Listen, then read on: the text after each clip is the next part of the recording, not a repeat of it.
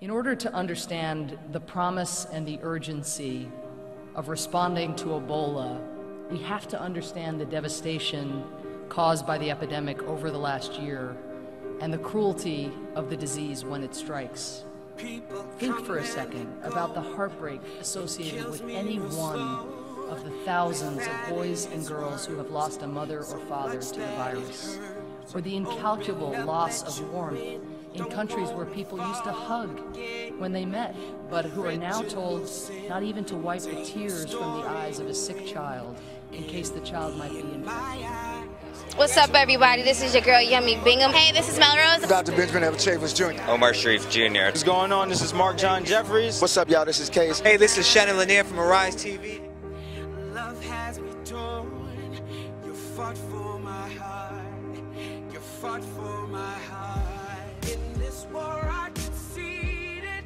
I doubted you believed it. You're all that I needed. I got some insight that you wrote your speech, and we're really excited to hear that. How excited are you to deliver your speech on tonight? Well, I think a lot of people know that I never let anybody put anything in my mouth, including words. Sorry, apart from joking. I just felt that if I'm here, I don't want to say something somebody else has written, and I felt very passionately about that. And there were a lot of factors to me that were important tonight. One was about raising money, but two is about really, speeding up the process here. And I think when it came to the AIDS epidemic, we were a little slow to really come to terms with what it needed. After seeing those gut-wrenching images, of these kids as well lying on the floor are very disturbing. So I think, yes, it's time, and I think the world needs to come together. It's not West Africa's problem, and it will not stay West Africa's problem. So that's what we need to do. We need to pull together and fight it together, strengthen numbers. Think for a second about the heartbreak associated with any one of the thousands of boys and girls who have lost a mother or father to the virus, or the incalculable loss of warmth in countries where people used to hug when they met, but who are now told not even to wipe the tears from the eyes of a sick child in case the child might be infected. How do you plan on keeping people's minds wrapped around what's going on with Ebola? Obviously, it's not a thing that's going to go away. People need to be reminded. How do you plan on doing that? Well, Ebola is sort of the tip of a larger iceberg. We have to be concerned about the health, the well-being of all people, but particularly in Africa. And I think that I see Ebola crisis, our response to it is a responsibility, not a temporary thing, but an ongoing responsibility.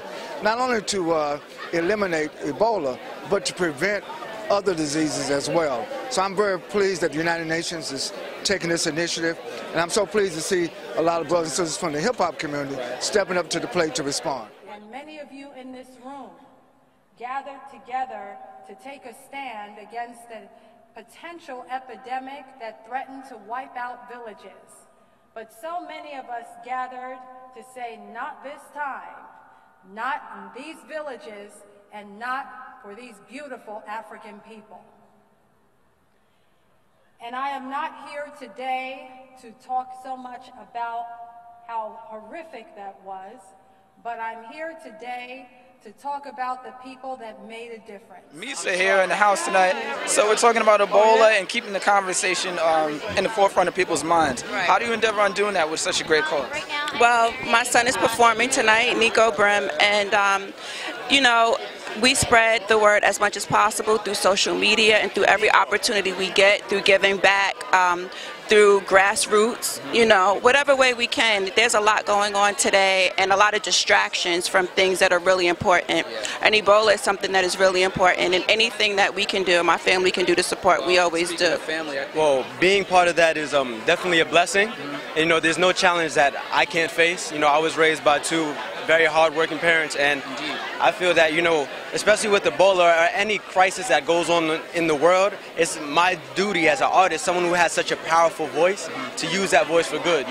It may be overseas, but every life is important, whether America, Africa, no matter where it is. And I personally feel that, to have me on the song, to spread that message, I'd rather change 1 million lives before I see $1 million. I see that.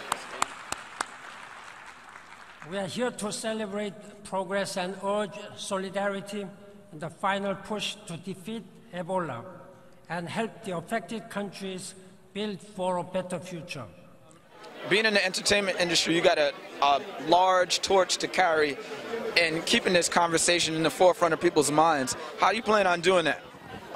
Just by being here, you know, support. A lot of people know about Ebola but don't actually know what it is. So this event is not only raising money to help those that are going through it, but also raising awareness for those local and those from out of state to kind of give them some kind of information on what it is, how they can help, and just support with my presence, donations, anything. I'm ready to do it all. It is a touching human experience to feel your presence here as human beings, to stand together for a cause to contrast the Ebola virus, which unfortunately still continues to strike violently.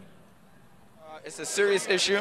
It doesn't need to go away. People need to have awareness. So how do you bring awareness to this situation for fans and people that are a little ignorant to Ebola and the effects it's had?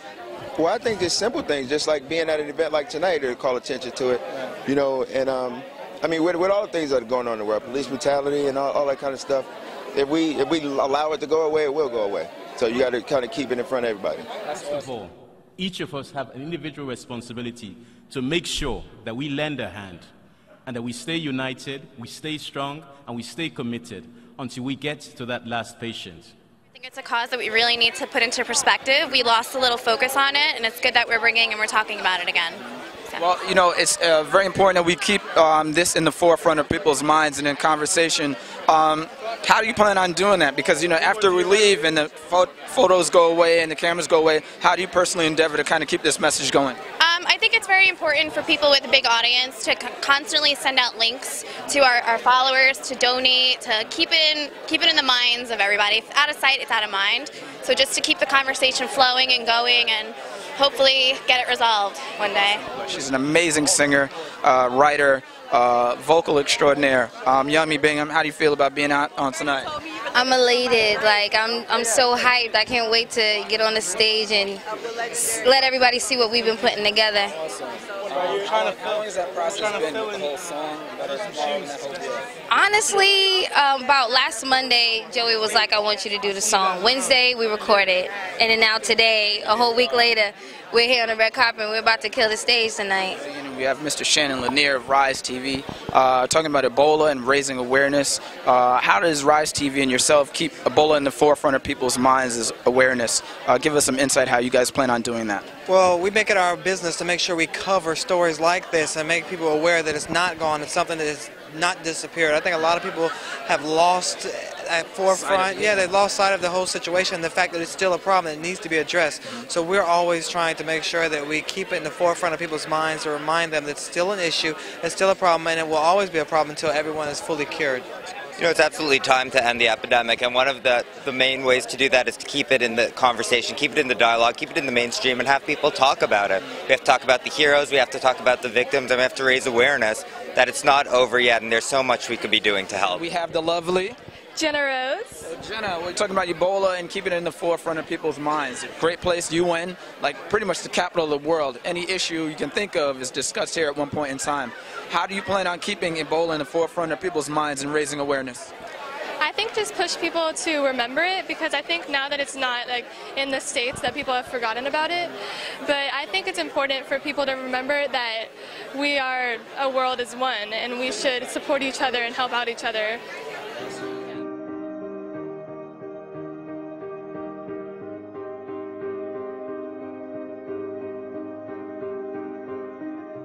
People come and they go, it kills me real slow.